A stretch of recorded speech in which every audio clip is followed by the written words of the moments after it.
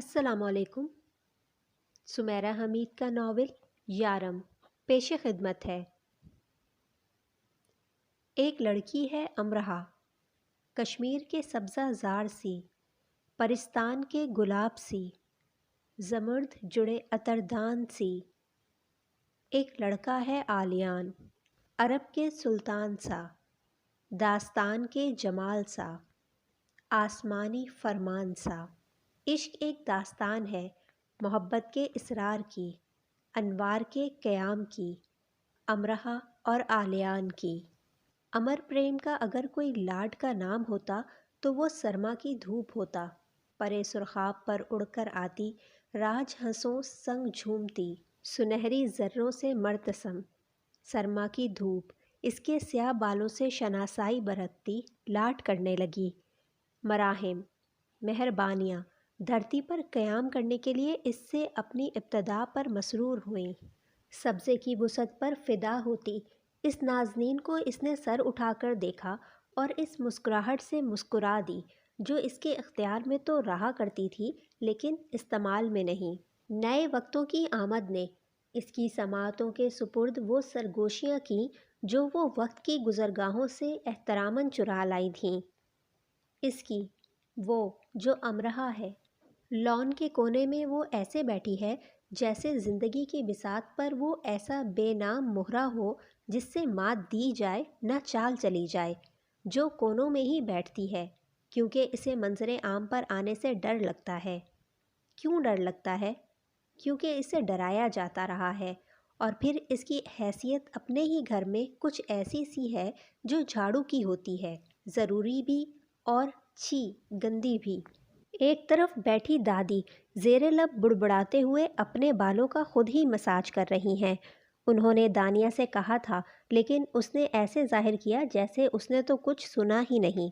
دادی نے کچھ کہا ہی نہیں اور وہ کامل توجہ سے رسالہ پڑھتی رہی، ساتھ مالٹے کی پھانکیں بھی منہ میں ڈالتی رہی، اور یہ سب کرتے وہ کچھ ایسی سی نظر آ رہی تھی جیسے بیچاری لڑکی دانیہ کل ہی تو اپنے ایم فل سے فارغ ہوئی ہے اور آج کچھ ذرا سی دنیا دار سی نظر آ رہی ہے۔ اماں فون پر بات کر رہی ہیں اور حماد کانوں میں ایئر فون لگائے نیا نیا ریپ میوزک سے متعارف ہو رہا ہے کیونکہ اسے چلنے میں خاصی دشواری ہو رہی ہے اور اس کے دونوں ہاتھ ہوا میں ایسے مڑ مڑ کر لہرا رہے ہیں جیسے خدا نخواستہ اسے ٹہلتے ٹہلتے مرگی کا دورہ پڑ رہا ہو، اور وہ کونوں میں خود کو چھپانے والی موبائل انٹرنیٹ پر مصروف ہے۔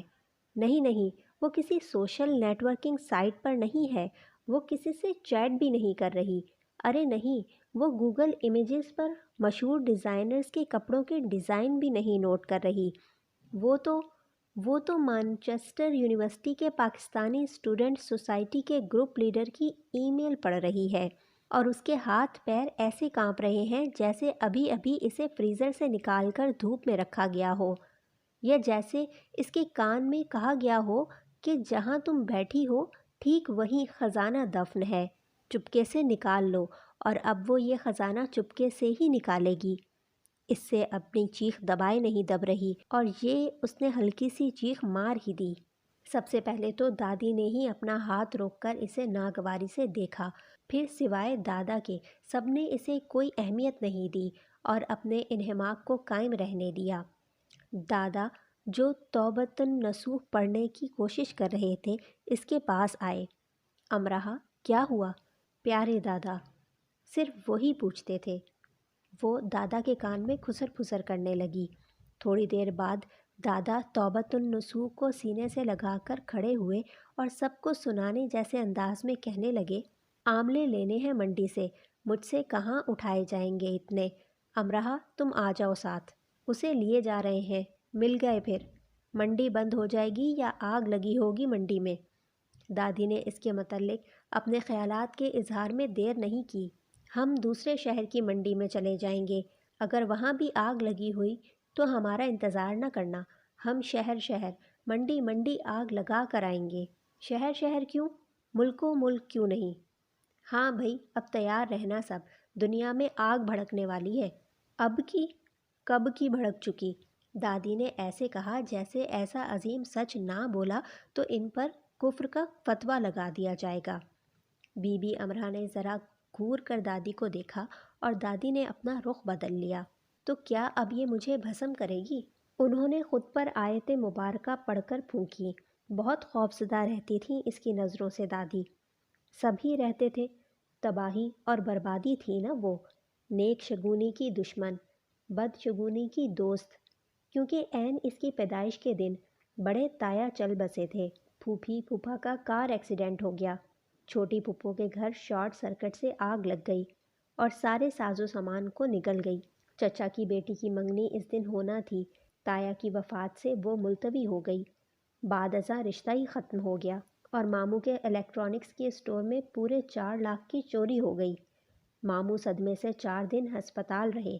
امرہا سے بڑے علی کی چھت سے گر کر بائیں ٹانگ کی ہڈی ٹوٹ گئی، جس کی وجہ سے وہ پورے 2 سال لنگڑا کر چلتا رہا۔ ساتھ کے گھر کی ملائکہ آپا بیوہ ہو گئیں، ان کے شوہر کا فرانس میں ہارٹ اٹیک سے انتقال ہو گیا، سامنے کے گھر والوں کی بہو کے مردہ بچے کی پیدائش ہوئی، اور بھی بہت کچھ۔ فہرست کافی لمبی تھی اور دن بدن لمبی ہی ہوتی جا رہی تھی۔ مثلاً اگر کوئی کہتا، بس اماں جی اپنے دھیان میں تھی، پتہ ہی نہیں چلا کب حاشر اپنا ہاتھ جلا بیٹھا۔ دادی پوچھتی کیا دن تھا؟ منگل کا دن تھا، آج ہی کے دن بلک بلک کر رویا میرا بیٹا۔ میں بھی دھاڑے مار مار کر رونے لگی۔ اچھا منگل، اور تاریخ کیا بنی؟ تاریخ یہی 2۔ اچھا 2 اور اوپر سے منگل۔ مدیہ بیٹا، منگل کی 2 کو ہمیں یہ وبال نصیب ہوا تھا، اس دنیا پر یہ امرہا عذاب بن کر آئی تھی۔ ہمارے خاندان میں تو ہر تاریخ 2، ہر دن منگل۔ کیا کریں، گناہوں کے عذاب بھی تو بھگتنے ہی پڑتے ہیں نا۔ اگلی بار جناب حاشر کے ہاتھ جلنے کا قصہ بھی اس نجس جنم پتری میں شامل کر دیا جاتا۔ اماں بھی ذرا خائف سی رہتی اس سے۔ اتفاق سے ہر سال لگ بھگ اسی دن ماموں کے اسٹور پر 3 بار چوری ہو چکی تھی۔ تنگ آ کر ماموں نے اسٹور ہی بیچ دیا اور دوسرا کاروبار کرنے لگے۔ اماں کو بھولتا ہی نہیں تھا کہ کیسے ان کے بھائی کا چمکتا دمکتا شاندار اسٹور بک گیا اور بھائی صاحب کنگلے سے ہو گئے۔ ایک دادا تھے جو 5 وقت نماز پڑھتے اور صرف اللہ سے ڈرتے، احادیث پر عمل کرنے کی کوشش بھی کرتے، جاہلانہ باتوں اور خیالات سے دور ہی رہتے، ورنہ جمعرات کے جمعرات ان کے گھر چراغ جلتے، 3 یا 5، بس طاق، جفت نہیں۔ دادی مرنے والوں کے نام مخصوص جگہ چراغ روشن کرواتی۔ لا مذہب ہو سب کے سب، کیا کبھی روضہ رسول صلی اللہ علیہ وآلہ وسلم پر چراغ جلتے دیکھے ہیں؟ کیوں خلاف مذہب ایسے کام کرتے ہو؟ دادی ہاتھ سے اشارہ کرتی کہ جائیں اپنا کام کریں۔ بابا نے اعظم مارکیٹ میں قالین اسٹور کی نئے سرے سے آرائش کروائی تو افتتاح کے وقت ناریل پھوڑا۔ اعظم مارکیٹ کے دوسرے مالکان محظوظ ہوتے رہے اور بابا صرف اتنا ہی کہتے رہے کہ وہ فلموں میں دیکھتے تھے تو انہیں بڑا اچھا لگتا تھا۔ کیا ہوا جو کر لیا تو، تم سب تو کسی کو خوش بھی نہیں دیکھ سکتے۔ بابا نے ایسے کہا جیسے ان کے دیرینہ خواب کی تکمیل کا مذاق اڑایا جانا انہیں پسند نہ آیا ہو۔ جمعرات کے جمعرات بریانی کی دیگیں تقسیم کرنے کی روایت بھی بابا کو بہت عزیز تھی۔ دادا نے ایک بار کہا، گھر کے کاموں میں مدد کے لیے جو آپا آتی ہیں، ان کی بچی کے کان کا آپریشن ہونا ہے، بچی بہت تکلیف میں ہے، زیادہ نہیں تو 2-3 جمعراتوں کی بریانی کی دیگوں کے پیسے دے دو، کچھ کا انتظام میں کر دوں گا، ایسے اس کا آپریشن ہو جائے گا۔ بہت بحث ہوئی، بابا نے دادا کو لادین قرار دے دیا اور دادا نے بابا کو بے حس۔ خیر دیگیں تو پکتی رہیں، آپا کی بیٹی کا کیسے بھی کر کے دادا نے آپریشن کروا دیا۔ تو بس یہ ماحول تھا گھر کا، اور یہ حال تھا گھر والوں کا، غلط باتوں کو پکڑ کر بیٹھے رہتے۔ دادا تو بیزار اکتائے اکتائے رہتے، لیکن کسی پر بس ہی نہیں چلتا تھا۔ زیادہ تر کتابیں پڑھتے رہتے یا دادا پوتی دونوں لاہور کی سڑکوں کو شرف چہل قدمی بخشتے۔ نہیں ملے نا آملے۔ جب دونوں خالی ہاتھ گھر آئے تو دادی نے تنزن نہیں کہا، بس وہ تنزن ہو گیا۔ دادا اور امرہا دونوں زیر لب ہنس دیے۔ جس کام سے وہ گئے تھے وہ ہو گیا تھا۔ ہمیں تو کہہ کر گئے تھے دنیا میں آگ بھڑکا کر ہی واپس پلٹیں گے، اب ایسے کیسے واپس آ گئے؟ یا آگ لگی ہے لیکن ہمیں ہی دکھائی نہیں دے رہی؟ دادا پوتی دونوں خاموشی سے منظر سے غائب ہو گئے۔ ایسا نہیں تھا کہ ایک دادی ہی اسے منحوس مانتی تھیں۔ دادی اور اماں کی دیکھا دیکھی علی، حماد اور دانیہ بھی دادی کے کہے پر یقین کرنے لگے تھے۔ کچھ اس لیے بھی کہ ان کی کبھی امرہا سے بنی ہی نہیں تھی، اور اس لیے بھی کہ امرہا نے ان سے بنا کر رکھی ہی نہیں تھی۔ علی کی ہیوی بائک کے ساتھ کچھ ہو جاتا تو اس پر غصہ نکال لیتا۔ وہ بھی علی کو دو سنا کر چھپ کر رونے لگتی اور خود کو کوستی جاتی، میں منحوس ماری، میں منحوس ماری۔ دانیہ چپکے سے اماں سے کہا کرتی، میرے کپڑے لایا کریں تو امرہا کو نہ دکھایا کرے، پتہ نہیں کیوں پر میرے پہننے سے پہلے وہ دیکھ لیتی ہے تو مجھے زہر لگنے لگتے ہیں۔ کسی تازہ ہوئی اپنی اور امرہا کی لڑائی کے بعد وہ ایسے امرہا پر اپنا غصہ نکالتی۔ امرہا غصے میں کپڑوں پر سیاہی چکنائی کا داغ لگا دیتی اور وہاں لگاتی جہاں سے صاف ہو کر بھی صاف نہ ہوتا، اور پھر رات کو کہیں چھپی بیٹھی روتی جاتی، میں منحوس ماری، میں منحوس ماری۔ اس منحوس ماری کو دادا نے ذرا سنبھالا۔ انہی کے کمرے میں ایک طرف اس کا بیڈ رکھا تھا، انہی کے ساتھ بازار جاتی، سہیلی کے گھر جاتی، انہی سے پیسے لیتی۔ دادا ہی اس کے اماں، بابا، بہن، بھائی بن گئے۔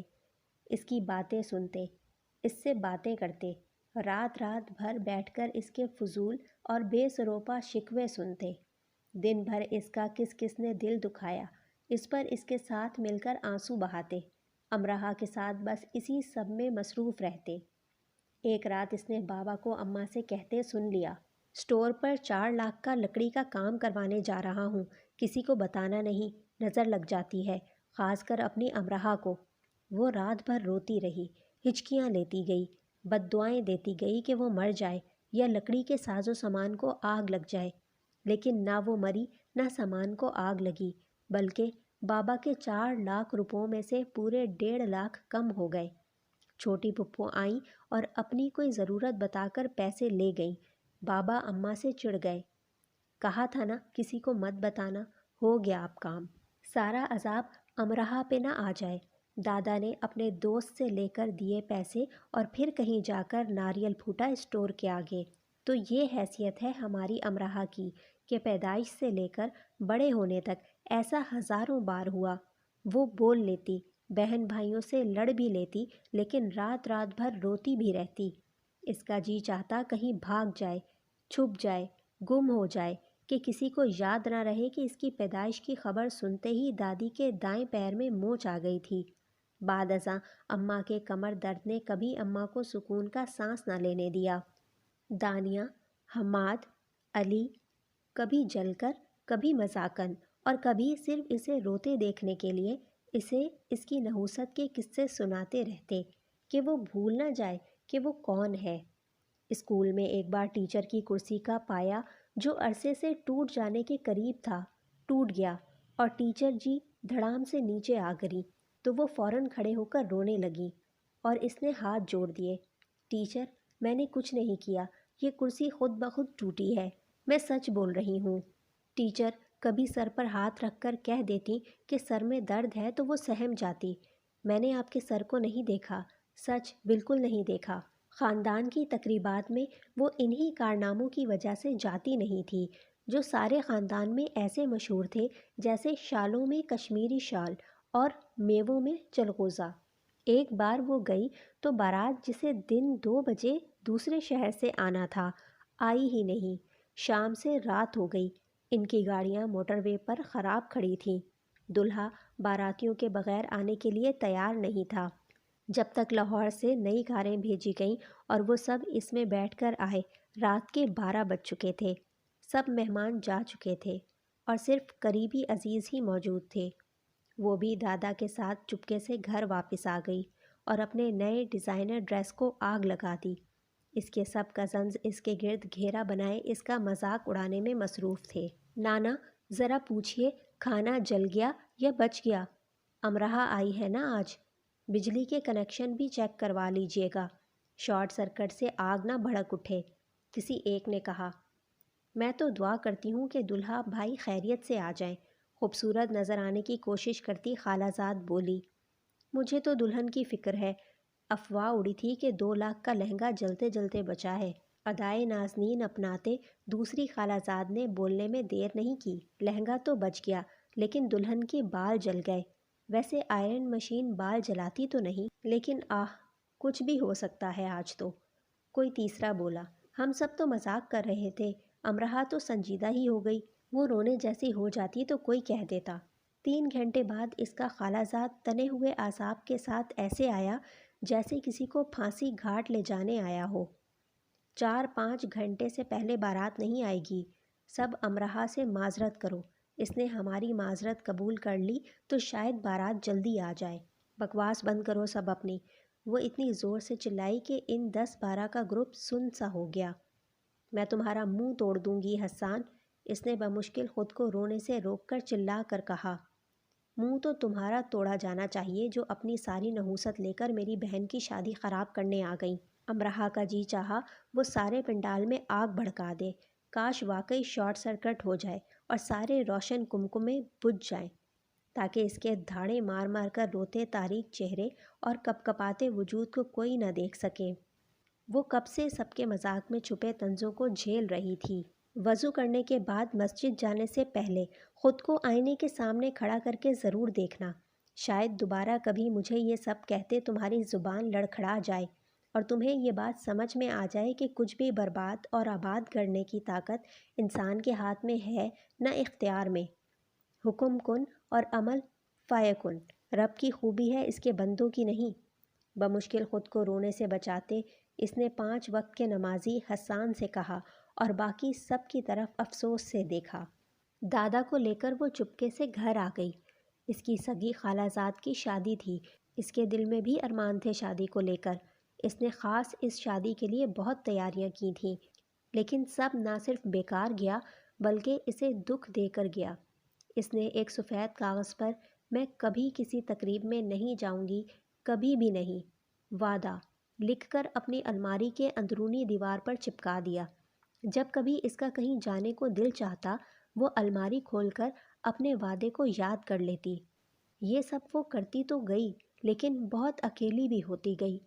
وہ آسانی سے رو پڑتی، اسے آسانی سے رلایا جا سکتا، جیسے کہ کوئٹہ والے ماموں سال میں کبھی ایک بار آ جاتے تو لحاف میں دبک کر کافی کا بڑا مگ پیتے ہوئے کہتے، بلاؤ ذرا امرہا کو اسے رلائیں۔ وہ نہ جاتی تو ماموں کھینچ کھانچ کر لے جاتے، ہنس ہنس کر سب لوٹ پوٹ ہوتے، وہ دھاڑے مار مار کر رو رہی ہوتی اور ماموں اس کی نحوست کا ایک ایک قصہ حوالہ جات کے ساتھ سنائے جاتے۔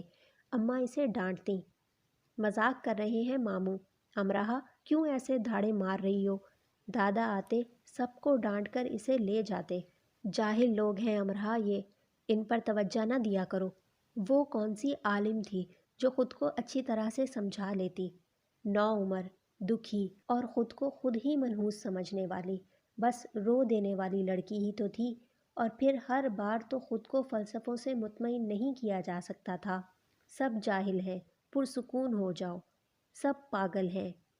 ہاں یہ ٹھیک ہے، ایسا سوچا جا سکتا ہے، کہا جا سکتا ہے، لیکن ایسا ٹھیک ٹھیک ہو نہیں پاتا۔ رزلٹ اگر 100% ہوتا بھی تو اگلی بار 0 ضرور ہو جاتا۔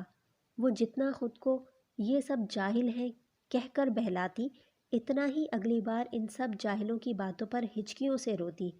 دادا کی باتیں اسے تھپک تھپک کر سلاتی تھیں تو اسی نیند میں وہ ان سب کی باتوں پر کراہتی تھی۔ امرہا دکھیوں میں سب سے دکھی، امرہا تنہاؤں میں سب سے تنہا۔